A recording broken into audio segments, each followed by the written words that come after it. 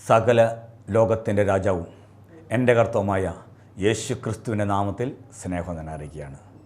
കഴിഞ്ഞ ഒരു ഭാഗത്തിൽ ഇസ്രായേൽ ആരാണ്, ഏതാണ് ഇസ്രായേൽ എന്നതിനെക്കുറിച്ച് ചില ഭാഗങ്ങൾ നമ്മൾ കേട്ടു.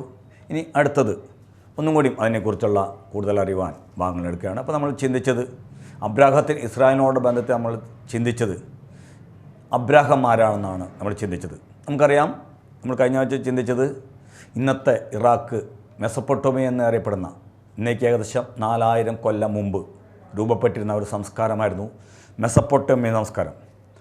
മെസ എന്ന് പറഞ്ഞാൽ മിഡിൽ അല്ലെങ്കിൽ മധ്യത്തിൽ എന്നാണ്. പെട്ടോമിയ എന്ന് പറഞ്ഞാൽ ഇടയിൽ എന്നാണ്, നദി എന്നാണ്. ഹല്ലേലൂയ. അപ്പോൾ നമ്മൾ നോക്കണം, മെസപ്പൊട്ടോമിയ എന്ന് പറഞ്ഞാൽ നദികൾക്കിടയിൽ, 2 നദികൾക്ക് ഇടയിൽ എന്നാണ് അതിനർത്ഥം. അപ്പോൾ യൂഫ്രട്ടീസ് ടൈഗ്രീസ് നദികളുടെ ഇടയിൽ രൂപപ്പെട്ട ഒരു സംസ്കാരമാണ് മെസപ്പൊട്ടോമിയ സംസ്കാരം. ഇന്നേക്ക് 4000 കൊല്ലം മുമ്പ് രൂപപ്പെട്ടതാണ്. അപ്പോൾ ദൈവത്തിൽ നിന്ന് അകന്നുപോയ ജനത്തെ സത്യദൈവത്തിലേക്ക് തിരിച്ചു വരുത്തുവാൻ ദൈവം അവിടെ നിന്ന് അബ്രാഹത്തിനെ വിളിച്ച് വേർതിരിച്ചു.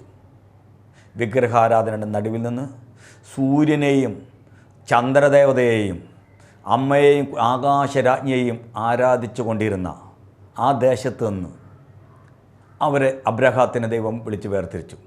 ദൈവശബ്ദം കേട്ട് എവിടേക്ക് പോകുന്നു എന്നറിയാതെ അബ്രാഹം ഇറങ്ങി പുറപ്പെട്ടു. അതിനോട് ആ കാര്യങ്ങളൊക്കെ നമ്മൾ കഴിഞ്ഞ ദിവസം ചിന്തിച്ചിരുന്നു.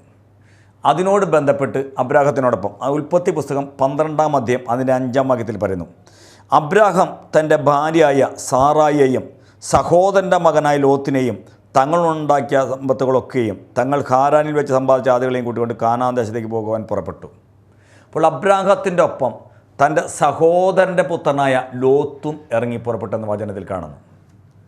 ദൈവശബ്ദം കേട്ട് ഇറങ്ങി പുറപ്പെട്ട അബ്രാഹത്തിനോടൊപ്പം അപ്പോൾ കാനാൻ ദേശം വാഗ്ദത്തം ചെയ്തുകൊണ്ട്, ഒരു വാഗ്ദത്ത ദേശം ലക്ഷ്യമാക്കിക്കൊണ്ട് അബ്രാഹം ഇറങ്ങി പുറപ്പെട്ടപ്പോൾ 75 വയസ്സായിരുന്നു. തൻ്റെ ഭാര്യയുണ്ട്, തന്നോടൊപ്പം തൻ്റെ സഹോദരൻ്റെ മകനായ ലോത്തും ഇറങ്ങി പുറപ്പെട്ടെന്നാണ് വചനത്തിൽ പറയുന്നത്. നാളുകൾ കഴിഞ്ഞു. അവിടെ അവർ കാനാൻ ദേശത്തെത്തി. നമുക്കറിയാം, ദേശത്ത് അതിൻ്റെ 13-ാം അധ്യായം അതിൻ്റെ 7 വാക്യങ്ങൾ വായിക്കുമ്പോൾ അബ്രാഹാമിൻ്റെ അന്നത്തെ സമ്പത്ത് എന്ന് പറയുന്നത് കന്നുകാലികൾ, ആടുമാടുകളാണ്. ഹല്ലേലൂയ. അബ്രാഹാമിൻ്റെ കന്നുകാലികളുടെ ഇടയന്മാർക്കും ലോത്തിൻ്റെ കന്നുകാലികളുടെ ഇടയന്മാർക്കും തമ്മിൽ പിണക്കമുണ്ടായി. നാളുകൾ കഴിഞ്ഞപ്പോൾ സഹോദരൻ്റെ മകനാണ്, ദൈവശബ്ദം കേട്ട് ഇറങ്ങിപ്പുറപ്പെട്ട അബ്രാഹാം, ദൈവദാസനുണ്ട്, കൂടെ സഹോദരന്മാനായ ലോത്തുണ്ട്. അങ്ങനെ ഇറങ്ങി പുറപ്പെട്ടു. നാളുകൾ കഴിഞ്ഞപ്പോൾ ഇവിടെ കന്നുകാലികളൊക്കെ പെരുകി. ദൈവം ഒരു അനുഗ്രഹിച്ചു. അപ്പോൾ ഇവിടെ ഇടയന്മാരുടെ ഇടയിൽ തർക്കമുണ്ടായെന്നാണ് പറയുന്നത്. ഇവിടെ പറയുന്നു, അതിൻ്റെ അബ്രാഹാമിൻ്റെ കന്നുകാലികളുടെ ഇടയന്മാർക്കും ലോത്തിൻ്റെ കന്നുകാലികളുടെ ഇടയന്മാർക്കും തമ്മിൽ പിണക്കമുണ്ടായി. ഹല്ലേലൂയ. അവരെ ഒരു പിണക്കം നടന്നതായിട്ട് നമുക്ക് കാണാൻ സാധിക്കും. അപ്പോൾ അബ്രാഹാം ലോത്തിനോട്, നിനക്കും എനിക്കും എൻ്റെ ഇടയന്മാർക്കും നിൻ്റെ ഇടയന്മാർക്കും തമ്മിൽ പിണക്കമുണ്ടാകരുത്. നമ്മൾ ഒരുമിച്ച് നടന്നു, നമ്മൾ രണ്ടുപേരെയും ദൈവം അനുഗ്രഹിച്ചു. ദൈവശബ്ദം കേട്ട് ഇറങ്ങിപ്പുറപ്പെട്ട അബ്രാഹത്തിൻ്റെ ഒപ്പം പോന്നതുകൊണ്ട് ഒരിക്കലും ലോത്തിന് ദോഷമൊന്നും ഉണ്ടാകില്ല. ദൈവം അവനെയും അനുഗ്രഹിച്ചു. ഇപ്പോൾ അവരുടെ ഇടയന്മാർ തമ്മിൽ തർക്കമുണ്ടായപ്പോൾ അബ്രാഹാം പറയാണ്, നിൻ്റെ ഇടയന്മാർക്കും എൻ്റെ ഇടയന്മാർക്കും തമ്മിൽ പിണക്കമുണ്ടാകരുത്. നാം സഹോദരന്മാരല്ലോ, നമ്മൾ ഓരോ സഹോദരന്മാരാണ്. നീ എൻ്റെ ചേട്ടൻ്റെ മകൻ, സഹോദരന്മാരാണ്. അപ്പോൾ എന്ത് ചെയ്യണം? നീ എന്നെ വിട്ടു പിരിഞ്ഞാലും, ഒരുമിച്ച് നിന്ന് തല്ലി പിടിച്ചിട്ട് കാര്യമില്ല, നീ എന്നെ വിട്ടു പിരിഞ്ഞാലും നീ ഇടത്തോട്ടെങ്കിൽ ഞാൻ വലത്തോട്ട് പോയിക്കൊള്ളാം, നീ വലത്തോട്ടെങ്കിൽ ഞാൻ ഇടത്തോട്ട് പോയിക്കൊള്ളാം എന്ന് പറഞ്ഞു. ലോത്തിനോട് പറഞ്ഞു, സ്ഥലം നിൻ്റെ മുമ്പിൽ നിൽക്കേ, സ്ഥലമൊക്കെ നിൻ്റെ മുമ്പിൽ, എല്ലാം നിൻ്റെ മുമ്പിൽ നിൽക്കുന്നത്, നിനക്ക് ഇഷ്ടമുള്ളത് തിരഞ്ഞെടുത്തോ. നീ ഇടത്തോട്ടെങ്കിൽ ഞാൻ വലത്തോട്ട് പൊക്കോളാം, നീ വലത്തോട്ടെങ്കിൽ ഞാൻ ഇടത്തോട്ട് പൊക്കോളാം എന്ന് പറഞ്ഞു. എന്ത് ചെയ്തു? അപ്പോൾ ലോത്ത് നോക്കി ജോർദാൻ അരികുള്ള പ്രദേശമൊക്കെയും നീരോട്ടമുള്ളതെന്ന് കണ്ടു. അപ്പോൾ ലോത്തൊരു നോട്ടം നോക്കി, ജോർദാൻ അരികെയുള്ള പ്രദേശമൊക്കെയും നല്ല നീരോട്ടമുള്ളതാണ്. കന്നുകാലികളും ആടുകളുമൊക്കെയാണ് അന്നത്തെ സമ്പത്ത്. അപ്പോൾ നീരോട്ടമുള്ള സ്ഥലം കിട്ടിയാൽ ആടുകളെ മേയ്ക്കാനും കന്നുകാലികളെ മേയ്ക്കാനൊക്കെ സാഹചര്യം കിട്ടും. ലോത്ത് എന്ത് ചെയ്തു? നീരോട്ടമുള്ള പ്രദേശമൊക്കെയും ജോർദാൻ നദികളുടെ പ്രദേശമൊക്കെയും നീരോട്ടമുള്ളതെന്ന് കണ്ടു. യഹോവ സോദോമിനെയും ഗോമരയും നശിപ്പിച്ചതിന് മുമ്പേ അത് യഹോവയുടെ തോട്ടം പോലെയും സോവർ വരെ മിസ്രൈം ദേശം പോലെയുമായിരുന്നു. ലോത്ത് ജോർദാൻ നദികളുടെ പ്രദേശമൊക്കെയും തിരഞ്ഞെടുത്തു. തൻ്റെ പിതാവിൻ്റെ സഹോദരനൊപ്പം വന്ന ലോത്ത് നോട്ടം തെറ്റിപ്പോയി. ദൈവശബ്ദം ഇറങ്ങിപ്പുറപ്പെട്ട അബ്രാഹത്തിനൊപ്പം ഇറങ്ങിപ്പുറപ്പെട്ട ലോത്ത് നല്ല സ്ഥലം മൊത്തം നോട്ടം വെച്ചു. നോട്ടത്തിൽ, ബാഹ്യമായ നോട്ടത്തിൽ കൂടി നല്ല സ്ഥലം കണ്ടപ്പോൾ അതൊക്കെ ലോത്ത് നോട്ടം വെച്ചു. അവിടെ പറയാണ്, ലോത്ത് ജോർദാൻ അരികളുടെ പ്രദേശമൊക്കെയും തിരഞ്ഞെടുത്തു. ഇങ്ങനെ ലോത്ത് കിഴക്കോട്ട് യാത്രയായി. അവർ തമ്മിൽ പിരിഞ്ഞു. അവിടെ അതിൽ നിന്നൊരു മെസ്സേജ് ഉണ്ട്. സ്വത്ത് കൂടിയപ്പോൾ സഹോദരന്മാരാണെങ്കിലും എന്ത് ചെയ്തു? അവിടെ ഒരു വേർപിരിയൽ നടന്നു. ആത്മീയകാമയ കാര്യങ്ങളൊക്കെ വിട്ടു. പിന്നെ സ്വത്തായി. ഇത് ഇന്നേക്ക് 4000 കൊല്ലം മുമ്പ് എഴുതി വച്ചിരിക്കുന്നതാ. സ്വത്തിനോടുള്ള ബന്ധത്തിൽ അവരുടെ ഇടയിൽ ഭിന്നിപ്പ് വന്നു. ലോത്ത് ദൈവശബ്ദം കേട്ട് പോന്ന, വാഗ്ദത്ത ദേശം നോക്കി പോന്ന അബ്രാഹത്തിനെ വിട്ട് നീരോട്ടമുള്ള ഈ ഭൂമിയിലുള്ള ഈ ലോകത്തിലുള്ള സ്വത്തും സമ്പത്തും എല്ലാം നോക്കി ഇറങ്ങിപ്പുറപ്പെട്ടു. ഹല്ലേലൂയ. യാത്രയായി. അവർ തമ്മിൽ വേർപിരിഞ്ഞു. സ്വത്ത് കൂടിയപ്പോൾ അവരുടെ സന്തോഷം പോയി. വേർപിരിയൽ നടന്നതാണ് വചനത്തിൽ പറയുന്നത്. ഇന്ന് പലതും പഠിക്കാനുണ്ട്. ഈ സ്വത്ത് കൂടുമ്പോഴും ഇത് വരണ കേസാണ് പറഞ്ഞത്. ഹല്ലേലൂയ. അവർ വേർതിരിഞ്ഞു. അടുത്ത പറയാണ്, അബ്രാഹാം കാനാൻ ദേശത്ത് പാർത്തു. അബ്രാഹാം അവനിഷ്ടമുള്ളത് അവൻ തിരഞ്ഞെടുത്ത് കൊണ്ടുപോയി. പക്ഷെ കാനാൻ ദേശത്ത്, വാഗ്ദത്തം ചെയ്ത ദേശത്ത്, അന്ന് അങ്ങനെ നിൽക്കുന്ന ആ ദേശത്ത് അവൻ പാർത്തു. അവിടെ പറയാണ്, ലോത്ത് ആ പ്രദേശത്തിലെ പട്ടണങ്ങളിൽ പാർത്തു. സോദോം വരെ കൂടാരം നീക്കി അടിച്ചു. സോദോം നിവാസികൾ ദുഷ്ടന്മാരും യഹോവയുടെ മുമ്പാകെ മഹാപാപികളുമായിരുന്നു. ലോത്ത് അബ്രാഹാമിനെ വിട്ടുപിരിഞ്ഞ ശേഷം യഹോവ അബ്രാഹാമിനോട്, ലോത്ത് ഇങ്ങനെ കൂടാരം ഇങ്ങനെ അന്ന് കൂടാരം മാറ്റി അടിക്കില്ല, ഇടയന്മാരായിരുന്നു. കൂടാരം അടിച്ചടിച്ച് എവിടെ? സോദോം ഗോമരയിൽ പോയിട്ട് കൂടാരം അടിച്ചു. മഹാപാപികളുടെ ഇടയിൽ പോയി കൂടാരമടിച്ചു. മഹാപാപികളായ സ്വർഗഭോഗികളായ സോദോമ്യരുടെ ഇടയിൽ പോയി ലോത്ത് കൂടാരമടിച്ചു. സ്വത്ത് നോക്കിപ്പോയിതാ. ആരാണ് അവിടുത്തെ ജനങ്ങൾ, ഏതാണ് അവിടുത്തെ സംസ്കാരം എന്നല്ല നോക്കിയേ. തൻ്റെ നോട്ടത്തിൽ സ്വത്ത് മാത്രമാണ്. ഇന്നും ഭൗതിക സ്വത്ത് മാത്രം ലക്ഷ്യമാക്കി നടക്കുന്ന ദൈവത്തെ വിളിക്കുന്ന അനേകരുണ്ട്. ഭൗതികമായിട്ട് നമുക്കറിയാം, ഒരു മനുഷ്യൻ ജീവിച്ചാൽ 60 വയസ്സ്, 70 വയസ്സ്, അല്ലെങ്കിൽ 80, ഏറ്റവും കൂടിയ 100, ഇത്രയൊക്കെയുള്ളൂ. ഏറ്റവും കൂടുതൽ അധ്വാനിക്കുന്നത് ഈ നശിച്ചു പോകുന്ന ശരീരത്തിന് വേണ്ടിയിട്ടാണ്. പക്ഷെ നശിക്കാത്ത ആത്മാവിന് വേണ്ടിയിട്ടല്ല അവൻ അധ്വാനിക്കുന്നത് മൊത്തം. ഇവിടെ ഈ നശിച്ചു പോകുന്ന ശരീരത്തിന് വേണ്ടിയിട്ട്, ഈ ഭൗതികതയ്ക്ക് വേണ്ടിയിട്ട് ലോത്ത് എന്ത് ചെയ്തു? അത് മാത്രം നോട്ടം വെച്ച് കൂടാരം മാറ്റി അടിച്ചു. ഏറ്റെടുക്കം പാപികളുടെ ഇടയിൽ, സ്വർഗഭോഗികളുടെ ഇടയിൽ, ഏറ്റവും മ്ലേച്ഛമായി ജീവിക്കുന്നതിനിടയിൽ അവർ വന്ന് കൂടാരമടിച്ച് താമസം അർപ്പിച്ചു. അബ്രാഹത്തിനോട് അപ്പോൾ ദൈവപൈതലിനെ വിടുവാൻ, ബന്ധം വിച്ഛേദിക്കുവാൻ ലോകത്തിനോട് തടസ്സമുണ്ടായിരുന്നില്ല. സ്വത്ത് കണ്ടപ്പോൾ യഹോവ അബ്രാഹാമിനോട് അരുളി ചെയ്തത്, തലപൊക്കി നീയിരിക്കുന്ന സ്ഥലത്ത് നിന്നും വടക്കോട്ടും തെക്കോട്ടും കിഴക്കോട്ടും പടിഞ്ഞാറോട്ടും നോക്കുക. നീ കാണുന്ന ഭൂമിയൊക്കെയും ഞാൻ നിനക്കും നിൻ്റെ സന്തതിക്ക് ശാശ്വതമായി തരും. ഞാൻ നിൻ്റെ സന്തതിയെ ഭൂമിയിലെ പൊടി പോലെയാക്കും. ദൈവ അബ്രാഹത്തിനോട് പറഞ്ഞു, നീ നിൽക്കുന്ന സ്ഥലം ഇപ്പോൾ ഒന്നില്ലെങ്കിലും നീ വടക്കോട്ടും തെക്കോട്ടും പടിഞ്ഞാറോട്ടും കിഴക്കോട്ടും നോക്കിക്കോളാൻ പറഞ്ഞു. അത് നിനക്ക് മാത്രമല്ല, നിൻ്റെ സന്തതിക്ക് ഞാൻ തരും. വാഗ്ദത്ത ദേശം, കാനാൻ ദേശം, ഇന്നത്തെ ഇസ്രായേൽ അബ്രാഹത്തിൻ്റെ സന്തതിക്ക് പറഞ്ഞതാ. ഞാൻ അതിനെ അനുഗ്രഹിക്കും. ഹല്ലേലൂയ. ഇപ്പം അനുഗ്രഹമൊന്നല്ലായിരിക്കും, പക്ഷെ നീ പാദം ചവിട്ടിയില്ലേ, ഞാൻ നിനക്ക് വാഗ്ദത്തം ചെയ്ത ദേശ. ഞാൻ നിന്നോട് കൂടെയുണ്ട്. നിന്നെ മാത്രമല്ല, നിൻ്റെ തലമുറയെ ഞാൻ അനുഗ്രഹിക്കുമെന്ന് പറഞ്ഞു. അപ്പോൾ ഈ ബാഹ്യമായ നോട്ടത്തിൽ നല്ല സ്ഥലം നോക്കി ആര് പോയി? ലോത്ത് പോയതായിട്ട് നിങ്ങൾക്ക് കാണാൻ സാധിക്കും. കാലങ്ങൾ കഴിഞ്ഞു പോയി. ലോത്ത് നമ്മൾ ബൈബിൾ വായിക്കുമ്പോൾ കാണാൻ സാധിക്കും. ലോത്ത് ആ സോദോം ഗൊമോറയിൽ നല്ലൊരു സ്ഥാനത്തെത്തി. വചനം പഠിക്കുമ്പോൾ അവിടുത്തെ ഒരു സിറ്റി മജിസ്ട്രേറ്റിൻ്റെ ലെവൽ വരെ അവിടെ എത്തിയവൻ. ഉയർന്ന ഒരു സ്ഥാനത്ത് തന്നെ എത്തി. മാന്യത കിട്ടി, സമ്പത്ത് കിട്ടി. പക്ഷെ താമസിക്കുന്നത് സ്വർഗഭോഗികളുടെ ഇടയിലാണ്. മ്ലേച്ഛത നിറഞ്ഞ സ്ഥലത്താണ് അവൻ താമസിക്കുന്നത്. ഹല്ലേലൂയ. കൂടാരം പഠിച്ച് സ്ഥാനം കിട്ടി, പേര് കിട്ടി, പെരുമ കിട്ടി. പക്ഷെ ആ സ്ഥലത്തെ അതിൻ്റെ 18-ാം അധ്യായം 20-ാം വാക്യത്തിൽ പറയുന്നു, ഉൽപ്പത്തി പുസ്തകം 18:20 3 പുരുഷന്മാർ അബ്രാഹത്തിനെ കാണാൻ വന്നു. ദൈവദൂതന്മാരായിരുന്നു. സോദോമിലെ പാപനിമിത്തം ആ നഗരത്തെ നശിപ്പിക്കാൻ വേണ്ടി വന്നതാണ്. അവിടെ പറയാണ്, ആ പുരുഷന്മാർ അവിടെ നിന്ന് പുറപ്പെട്ട് സോദോമിന് നേരെ തിരിഞ്ഞു. അബ്രാഹാം അവരെ യാത്രയപ്പൻ അവരോടുകൂടി പോയി. അപ്പോൾ യഹോവ അരുളിച്ചത്, ഞാൻ ചെയ്യുവാനിരിക്കുന്നത് അബ്രാഹാമിനോട് മറച്ചു വയ്ക്കുമോ? അബ്രാഹാം വലിയതും ബലമുള്ളത് ജാതിയായി തീരുകയും അവനിൽ സകല ജാതികളൊക്കെയും അനുഗ്രഹിക്കപ്പെടുകയും ചെയ്യുമല്ലോ. യഹോവ അബ്രാഹാമിനെ കുറിച്ച് അരുളിച്ചത് നിവർത്തിച്ചോട്ട് ബന്ധക്കണം മക്കളോട് നീ കുടുംബത്തോടും ചെയ്യുമെന്ന് പറഞ്ഞു. ഹല്ലേലൂയ. ഇവിടെ എന്തുണ്ടായെന്ന് വെച്ചാൽ, ഈ സ്ഥലത്ത് നിന്ന് ദൈവം നശിപ്പിക്കാൻ തീരുമാനിച്ചപ്പോൾ ഈ അബ്രാഹാം അവിടെ ഇടിവ് നിന്നു. അബ്രാഹത്തോട് പറഞ്ഞു, ഞാൻ ചെയ്യാൻ പോണ കാര്യം അബ്രാഹത്തോട് പറയാതിരിക്കില്ല.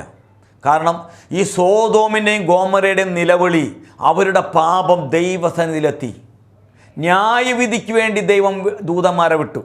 അത്രമാത്രം അവരുടെ നിലവിളി, അവരുടെ പാപം ദൈവസന്നിധിയിലെപ്പോൾ സ്വർഗത്തിലെ ദൈവം ആ ദൂതന്മാരെ വിട്ട് ഈ നഗരത്തെ, ഈ നാടിനെ നശിപ്പിച്ച് കളയുവാൻ. നമുക്കറിയാം, ന്യായവിധി അല്ലെങ്കിൽ മ്ലേച്ഛത അത്രമാത്രം കൂടുമ്പോൾ സ്വർഗത്തിലെ ദൈവം ന്യായം വിധിച്ചതായിട്ട് നമുക്ക് കാണുവാൻ സാധിക്കും. കീഴ്പ്പെട്ട് വായിക്കുമ്പോൾ കാണാൻ പറ്റും. അവരുടെ അതിൻ്റെ 20-ാം വാക്യത്തിൽ പറയുന്നു, സോദോമിൻ്റെയും ഗോമരയുടെയും നിലവിളി വലിയതും അവരുടെ പാപം അതികഠിനമാകുന്നു. ഞാൻ ചെന്ന് എൻ്റെ അടുക്കൽ വന്നിരിക്കുന്ന നിലവിളി പോലെ അത് കേവലം പ്രവർത്തിച്ചിട്ടുണ്ടോ ഇല്ലേ എന്ന് നോക്കിയറിയും. അവിടെ നശിപ്പിക്കാൻ അതിന് കീഴ്പ്പെട്ട് വായിക്കുമ്പോൾ കാണാൻ സാധിക്കും, ദൈവം അബ്രാഹത്തിനോട് കാര്യങ്ങൾ പറഞ്ഞ് നശിപ്പിക്കാൻ പോകുകയാണെന്ന്. അവിടെ കീഴ്പ്പെട്ട് വായിക്കുമ്പോൾ 18-ാം അധ്യായത്തിൽ അബ്രാഹാം ദൈവസന്നിധി ഇടിവ് നിന്നു. ലോത്തിനും ഭാര്യയ്ക്ക് വേണ്ടി ദൈവസന്നിധി ഇടിവ് നിന്ന് പ്രാർത്ഥിച്ചു. ദൈവം ഇവൻ നശിച്ചു പോകാതിരിപ്പാൻ. ആ നാട് നശിപ്പിക്കുമ്പോൾ ദൈവത്തിൻ്റെ വചനം കേട്ട് ഇറങ്ങിപ്പോന്ന അബ്രാഹാമിനോടൊപ്പം ഇറങ്ങിപ്പോന്ന ലോത്തിനെയും നശിപ്പിക്കല്ലേ എന്ന് പറഞ്ഞ് ഇടിവ് നിന്നതായിട്ട് കാണാൻ സാധിക്കും. അതിൻ്റെ 19-ാം അധ്യായം 17-ാം വാക്യത്തിൽ പറയുന്നു. 19-ാം അധ്യായം 17-ാം വാക്യത്തിൽ ദൂതന്മാർ 2 പേർ ലോത്തിൻ്റെ വീട്ടിൽ വന്നു. അവരോട് പറഞ്ഞു, നീ എന്ത് ജീവരക്ഷയ്ക്കായി ഓടിപ്പോവുക, പുറകോട്ട് നോക്കരുത്. ലോത്തിനോട് പറഞ്ഞ് ഈ നാട് നശിപ്പിക്കാൻ പോകുക. അത്രമാത്രം മ്ലേച്ഛതയായി. നിങ്ങൾ എന്ത് ചെയ്യണം? ജീവരക്ഷയ്ക്കായിട്ട് ഈ നാട്ടിൽ നിന്ന് ഓടിപ്പോക്കോ, അല്ലെങ്കിൽ നിങ്ങളും കൂടി ഇതിൽ പെട്ടുപോകും. അങ്ങനെ ഇവരിറങ്ങി പുറപ്പെടാണ്ട് നിൽക്കുമ്പോൾ ദൂതന്മാരാദ്യം, ഈ പ്രദേശത്തൊക്കെ എങ്ങും നിൽക്കരുത്, നിനക്ക് നാശം ഭയിപ്പാതിരിക്കാൻ പർവ്വതത്തിലേക്ക് ഓടിപ്പോകാമെന്ന് പറഞ്ഞു. ലോത്ത് അവരോട് പറഞ്ഞത്, അങ്ങനെയല്ല കർത്താവേ, നിനക്ക് അടിയനോട് കൃപ തോന്നിയല്ലോ, എൻ്റെ ജീവനെ രക്ഷിപ്പാൻ എനിക്ക് വലിയ കൃപ കാണിച്ചിരിക്കുന്നു. പർവ്വതത്തിൽ ഓടിയെത്തുവാൻ എനിക്ക് കഴിയില്ല, പക്ഷേ എനിക്ക് ദോഷം തട്ടി മരണം ഭവിക്കും. ഇതാ ഈ പട്ടണം സമീപമാകുന്നു, അവിടേക്ക് എനിക്ക് ഓടാം. ലോത്തിനോട് പറഞ്ഞ് നീ പർവ്വതത്തിലേക്ക് ഓടിപ്പോകൂ. പക്ഷേ ലോത്ത് പറഞ്ഞു, പോകാൻ എനിക്ക് പറ്റില്ല, ഞാൻ ഈ പട്ടണത്തിലേക്ക് ഓടിപ്പോകാമെന്ന് പറഞ്ഞു. ദൈവം പറഞ്ഞ സ്ഥലത്തേക്ക് പിന്നെയും പോകാതെ ലോത്ത് അടുത്തുള്ള പട്ടണത്തിലേക്ക് പോയി. ദൈവശബ്ദത്തിന്, ദൈവവചനത്തിന് ചെവി കൊടുക്കാതെ, ദൈവീക ആലോചനയ്ക്ക് ചെവി കൊടുക്കാതെ ലോത്ത് എന്ത് ചെയ്തു? അടുത്ത പട്ടണത്തിലേക്കാണ് പോയത്. ദൈവിക വാഗ്ദത്തത്തിന് അവകാശിയാകാതെ വേറെ സ്ഥലത്തേക്ക് ഓടിപ്പോയി. കീഴ്പോട്ട് വായിക്കുമ്പോൾ കാണാൻ പറ്റും, ദൈവത്തിൻ്റെ ദൂതന്മാർ പറഞ്ഞ് തിരിഞ്ഞു നോക്കരുതെന്ന് പറഞ്ഞു. തിരിഞ്ഞു നോക്കരുതെന്ന് പറഞ്ഞു. പക്ഷേ അതിൻ്റെ 26-ാം വാക്യത്തിൽ പറയുന്നു, ലോത്തിൻ്റെ ഭാര്യ അവൻ്റെ പിന്നിൽ നിന്ന് തിരിഞ്ഞു നോക്കിയപ്പോൾ ഉപ്പുതൂണായിപ്പോയി. കാരണം ആ മ്ലേച്ഛത നിറഞ്ഞ ദേശത്ത് അവരുടെ സ്വത്ത് വകകളും അതുവേരുണ്ടാക്കിയ സ്വത്തും സമ്പത്തും എല്ലാം കത്തിയമർന്നു പോവുകയാണ്. ലോത്തിൻ്റെ ഭാര്യയ്ക്ക് പഴയത് വിടാൻ മനസ്സുണ്ടായിരുന്നില്ല. ആ പഴയ ലോകഭോഗങ്ങൾ വിടാൻ മനസ്സില്ലാതെ അവൾ തിരിഞ്ഞു നോക്കിയപ്പോൾ വചനത്തിൽ എഴുതി വച്ചിരിക്കുകയാണ്, ഉപ്പ് തൂണായിപ്പോയെന്ന്. സ്വർഗത്തിൽ തീയും ഗന്ധകവും വർഷിച്ച് സോദോം ഗോമറ എന്ന 2 പട്ടണങ്ങളെ ദൈവം ന്യായവിധി നേർത്തിയിട്ട് ദൈവത്തിൻ്റെ വചനത്തിൽ എഴുതി വച്ചിരിക്കുക. സ്വർഗഭോഗവും മ്ലേച്ഛത നിമിത്തം ആ 2 പട്ടണങ്ങളെ ദൈവം നശിപ്പിച്ച് കളഞ്ഞിട്ട് ദൈവത്തിൻ്റെ വചനത്തിൽ കാണുമ്പോൾ ഇന്ന് ചാവുകടൽ എന്ന് പറയുന്ന ഡെഡ് സീ എന്ന് പറയുന്ന ആ കടലിൽ നിന്ന്, അതിൻ്റെ അടികളിൽ നിന്ന് 2 പട്ടണങ്ങളുടെ അവശിഷ്ടങ്ങൾ കിട്ടിയതായിട്ട് ഇത് നമുക്ക് ചരിത്രകാരന്മാർ പറയുന്നു. കാരണം ദൈവത്തിൻ്റെ ആ ക്രോധം ആ ദേശത്ത് വീഴുവാൻ തക്കണം അത്ര മ്ലേച്ഛമായ രീതിയിൽ പ്രകൃതി വിരുദ്ധമായ കാര്യത്തിൽ അവർ നടന്നപ്പോൾ ദൈവത്തിൻ്റെ കോപാദേശത്ത് വന്നു. ആ നഗരത്തെ, ആ 2 പട്ടണങ്ങളെ മൊത്തം നശിപ്പിച്ച് കളഞ്ഞിട്ട് വചനത്തിൽ കാണാൻ സാധിക്കുന്നു. ഇന്ന് ചരിത്രകാരന്മാരും അതിൻ്റെ തെളിവുകൾ കണ്ടുകിട്ടിരിക്കുക. ഈ പഴയ സ്വഭാവം വിടാൻ, പഴയത് വിടാൻ, ഈ സ്വത്ത് ഒക്കെ വിടാൻ മനസ്സില്ലാതെ ലോത്തിൻ്റെ ഭാര്യ പിന്തിരിഞ്ഞു നോക്കിയപ്പോൾ ഉപ്പ് തൂണായി എന്നാണ് വചനത്തിൽ പറയുന്നത്. ഉപ്പ് തൂണായിപ്പോയി. ഹല്ലേലൂയ. ഇന്ന് വചനം ബൈബിളിൽ പറയുക, അന്ത്യകാലഘട്ടം, ലൂക്കായുടെ സുവിശേഷത്തിൽ പറഞ്ഞിരിക്കുക, അന്ത്യകാലഘട്ടം ലോത്തിൻ്റെ കാലഘട്ടം പോലെയായിരിക്കും. അന്ത്യകാലഘട്ടം നോഹയുടെ കാലഘട്ടം പോലെയായിരിക്കും. ലോത്തിൻ്റെ കാലഘട്ടം പോലെയായിരിക്കും. സ്വർഗ്ഗഭോഗം സാർവത്രികമായും സ്വർഗ്ഗ വിവാഹം സാർവത്രികമാകും. നമുക്കറിയുന്ന പല രാജ്യത്തും സ്വർഗ്ഗ വിവാഹം പ്രശ്നമില്ലാത്ത അവസ്ഥയാണ്. സ്വർഗ്ഗഭോഗം കുഴപ്പമില്ലാത്ത അവസ്ഥയാണ്. ഒരുമിച്ച് താമസിക്കാം, ഒരു കുഴപ്പമില്ല. ആ ലെവലിലേക്ക് വരുമ്പോൾ ദൈവത്തിന് ന്യായവിധി വരുന്നുണ്ടെന്നുള്ള കാര്യം നമ്മൾ അറിഞ്ഞിരിക്കണം. ഹല്ലേലൂയ. അവൻ്റെ ഭാര്യ ഉപ്പ് തൂണായിപ്പോയെങ്കിൽ അവൻ്റെ 2 പെമ്പിള്ളേരും അവന് മാത്രം ദൈവം പറഞ്ഞ സ്ഥലത്ത് പോകാതെ വേറൊരു പട്ടണത്തിൽ താമസിക്കുമ്പോൾ അവൻ്റെ പെൺപിള്ളേർ, ചരിത്രം പറയുന്നു, അവൻ്റെ പെൺപിള്ളേർ, ഹല്ലേലൂയ, അതിൻ്റെ 19-29 വാക്യത്തിൽ പറയുന്നു, എന്നാൽ ആ പ്രദേശത്തിലെ പട്ടണങ്ങളെ നശിപ്പിക്കുമ്പോൾ ദൈവം അബ്രാഹാമിനെ ഓർത്ത് ലോത്ത് പാർത്ത പട്ടണങ്ങൾക്ക് ഉന്മൂലനാശം വരുത്തുകയാൽ ലോത്തിനെ ആ ഉന്മൂലനാശം നിന്ന് വിടുവിച്ചു. അബ്രാഹാം ഇടിവ് നിന്നതുകൊണ്ടാണ് ലോത്ത് വിടുവിക്കപ്പെട്ടത്. അബ്രാഹത്തെ ഓർത്തു. ദൈവത്തിൻ്റെ വാക്ക് കേട്ട് ഇറങ്ങിപ്പുറപ്പെട്ട അബ്രാഹത്തിൻ്റെ വാക്കിന് മുമ്പിൽ ദൈവം ലോത്തിനെയും അവൻ്റെ കൂടെ അവൻ്റെ മക്കളെയും വിടുവിച്ചു. ലോത്തിനെ നശിപ്പിച്ച് കളഞ്ഞില്ല. ലോത്തിന് 2 പിള്ളേരും അവിടെ നിന്ന് ഇറങ്ങിപ്പുറപ്പെട്ടതായിട്ട് നമുക്ക് കാണുവാൻ സാധിക്കും. 2 പെൺമക്കൾ ഈ പട്ടണത്തിൽ വന്ന് സാധിക്കുമ്പോൾ ചില നാൾ കഴിഞ്ഞ് കീഴ്പോട്ട് വായിക്കുമ്പോൾ കാണാൻ സാധിക്കും.